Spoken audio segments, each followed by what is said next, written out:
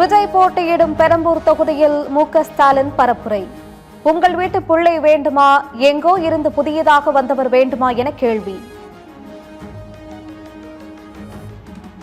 உங்களோடு இருந்து உங்களுக்காக பணியாற்றுகிற உங்கள் வீட்டு ஊழியனாக, உங்களுடைய தொண்டனாக, உங்கள் வீட்டு பிள்ளையாக இருந்து பணியாற்றுகிற ஒருவன் வேணுமா, ஏதோ எங்கோ இருந்து வந்து புதுசாக அரசியலுக்கு வந்து அப்படிப்பட்ட ஒரு நாடகத்தை நடிச்சுக்கிட்டு அவர் வேணுமாங்கிறத கொஞ்சம் சிந்திச்சு பாருங்க. அவ்வளோதான் அவங்களை கேட்குற ஒரே கேள்வி. திமுகவுக்கு மூடு விழா நடத்துகிற தேர்தல் இது என பரப்புரையில் எடப்பாடி பழனிசாமி பேச்சு. திமுக ஆட்சியில் விவசாயிகள் வஞ்சிக்கப்பட்டதாக குற்றச்சாட்டு. இந்த தேர்தல் மூலமாக முடிவு கட்டிக்கிட்ட தேர்தல் இந்த சட்டமன்ற தேர்தல். சென்னையில் முதலமைச்சர் மு.க. ஸ்டாலினுடன் இணைந்து டெல்லி முன்னாள் முதலமைச்சர் அரவிந்த் கெஜ்ரிவால் பரப்புரை. மக்கள் பணி என்று வந்துவிட்டால் மு.க. ஸ்டாலினுக்கு ஈகோ என்பது கிடையாது என கெஜ்ரிவால் பேச்சு. So Stalin Saab, he came to Delhi to see the good work. I was very surprised. He said, I have come to see the good work in Delhi. No chief minister goes to other state to see good work. He does not have any ego. He is a people's man. He is your man. Tamil Nadu சட்டமன்ற தேர்தல் ஊழல் லஞ்சத்திற்கும் உண்மை நேர்மைக்கும் தான் போட்டி. வாக்குக்கு பணம் என்றால் ஜனநாயகம் படுகொலை செய்யப்படுகிறது. கேடு கெட்ட பணநாயகம் பல் இழித்து சிரிக்கிறது என சீமான் வேதனை. மற்றதெல்லாம் விடுங்க. இங்கே போட்டி தான். ஊழல் லஞ்சம் உண்மை நேர்மை. வாக்குக்கு பணம், பணத்துக்கு வாக்கு, இனத்துக்கு தூக்கு நம்ம கோட்பாடு. வாக்குக்கு பணங்கிற இடத்துல மாண்புமிக்க ஜனநாயகம் படுகொலை செய்யப்படுது. கேடு கட்ட பணநாயகம். தமிழ்நாட்டில் நாளை மாலையுடன் பரப்புரை ஓய்வதால் அரசியல் தலைவர்கள், வேட்பாளர்கள் தீவிர வாக்கு வேட்டை. நாளை மாலை 6 மணிக்கு மேல் அமலுக்கு வரும் புதிய விதிகளை வெளியிட்டது தேர்தல் ஆணையம்.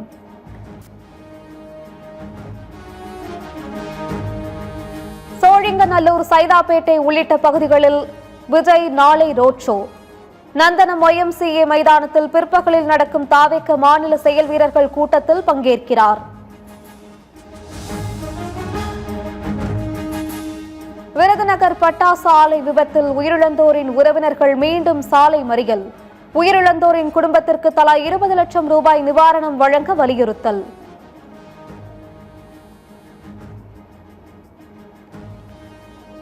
விருதுநகர் பட்டாசு ஆலை விபத்தில் உயிரிழந்த 25 பேரில் 2 உடல்கள் ஒப்படைப்பு. அரசு சார்பில் தலா 5 லட்சம் ரூபாயும், பட்டாசு உற்பத்தியாளர்கள் தரப்பில் தலா 3.5 லட்சம் ரூபாயும் நிவாரணத் தொகை. தமிழ்நாட்டில் 12 இடங்களில் 100 டிகிரி ஃபாரன்ஹீட்டை தாண்டி கொளுத்திய வெயில். அதிகபட்சமாக வேலூரில் 105 டிகிரி ஃபாரன்ஹீட் வெப்பநிலை பதிவு. JEE முதன்மை தேர்வு முடிவுகளை வெளியிட்டது தேசிய தேர்வு முகமை. இணையதளத்தில் முடிவுகளை அறிந்து கொள்ளலாம் என அறிவிப்பு.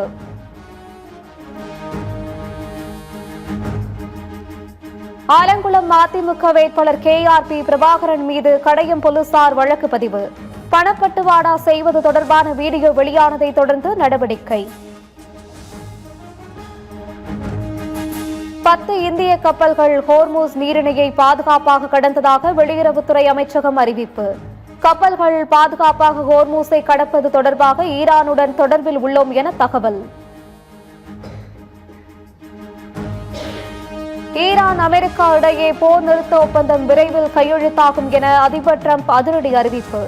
2ஆம் கட்ட பேச்சுவார்த்தைக்கு தயாராக இல்லை என்று ஈரான் கூறிய நிலையில் டிரம்ப் பேட்டி. ஈரானில் இஸ்ரேலுக்கு உளவு பார்த்த 2 மரண தண்டனை நிறைவேற்றம். ஈரான் நீதித்துறையின் அதிகாரப்பூர்வ இணையதளத்தில் செய்தி வெளியீடு.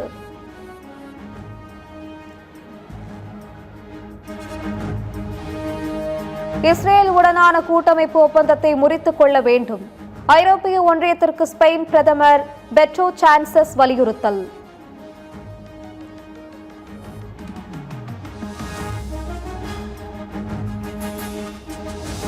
அமெரிக்கா அதீத நிபந்தனை விதிப்பதாக கூறி 2ஆம் கட்ட அமைதி பேச்சுவார்த்தையை புறக்கணித்தது ஈரான்.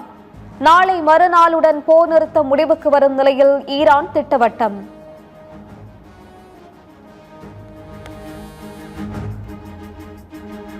ஜப்பானின் இவாதே மாகாணத்தில் சக்தி வாய்ந்த நிலநடுக்கத்தால் குலுங்கிய கட்டடங்கள்.